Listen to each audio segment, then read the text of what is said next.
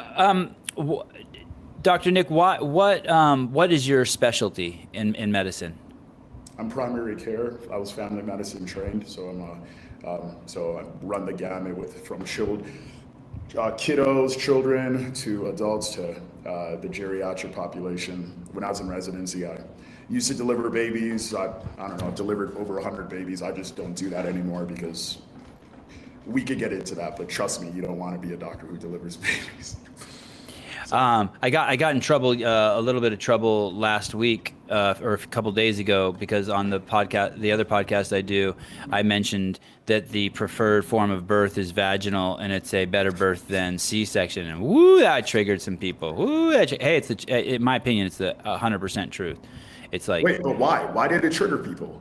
I mean, that's not, I because wouldn't disagree with that. Because people immediately think that you're judging them, and it's not that I'm judging them. Or people want to defend the status quo that, like, hey, some people have to have it. And it's a rabbit hole. But I do believe, in my opinion, from the research I've done, and it's not vast, but more people have C-sections. If 100 people have C-sections, at least 51 of them didn't need it, and and that's my opinion, and I think it does a disservice to the health of the baby. Sure. So now in the hospital, we often try something called a VBAC after the first C-section, after a mother delivers a child with a first C-section. So VBAC stands for vaginal birth after C-section.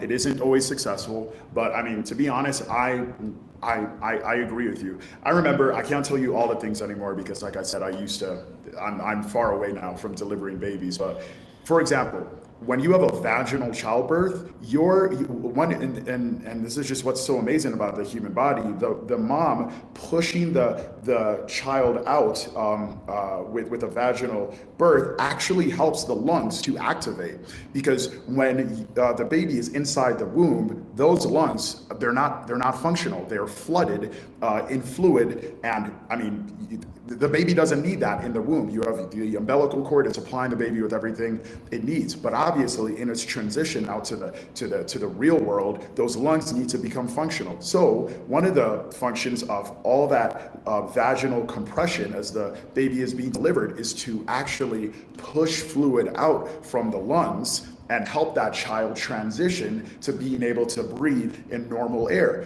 That's just one example, Sevan. So in my mind, I absolutely agree with you. I think that from a kind of holistic standpoint, that is the most natural type of birth. Anyone who thinks that you're judging them because you say that, I mean, listen, we live in a world where, I'm sorry, there are like too many snowflakes, too many people who are like, way too concerned about what other people think about them. I mean, and I'm sure you didn't even say it in a judgmental way, but they want to assume that and they're going to run with it, and then you're going to cause a shitstorm. So whatever, it is what it is.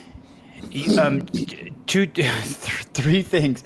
That's amazing. So that also explains why any women who are wondering why their vaginas are so small and the babies are so big. I mean, it's functional. It starts up the lungs. Because, like, you think we give birth to smaller babies so they came out easier. Those women are, man. I've seen 4 births, and the women are. It is a miracle. It's life changing. It's life changing Yeah. just to witness it. It was amazing. I loved every single one.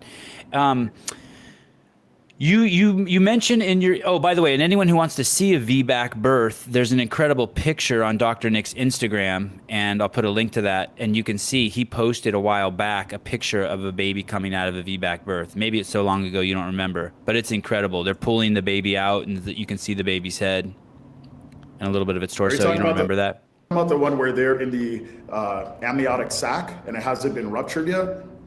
Oh, I don't think so, unless I didn't look at the picture closely. I just saw the human body. You have some incredible posts on there. You have that one post where someone's cut open and you can see their heart beating. You have the other one where the skin's missing on the top of someone's hands and you can see them opening and closing their hands.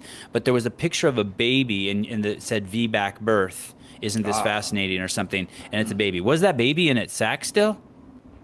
To be honest, Sevan, I don't remember that post. Okay, okay. But I can tell you from what you're telling me that that must have been years ago, because I actually had a number of people reach out to me even years ago and tell me, like, please stop posting these pictures, especially the one with the hand, the one with the heart. They were like, it's just, and I get it. I'm personally not the type. I can see, obviously I've seen human beings in some pretty messed up situations, and it doesn't affect me. However, my mistake is in thinking that all that blood and gore doesn't affect other people, and it does. So I've stopped posting those things. It must have been some years ago. I liked it. I vote. If you're taking a poll, I like it. I have no issues with the inside of the human body. I'm not squirmish at all. It's fascinating. We're fortunate that we're in a day and age where we can actually look inside of our body.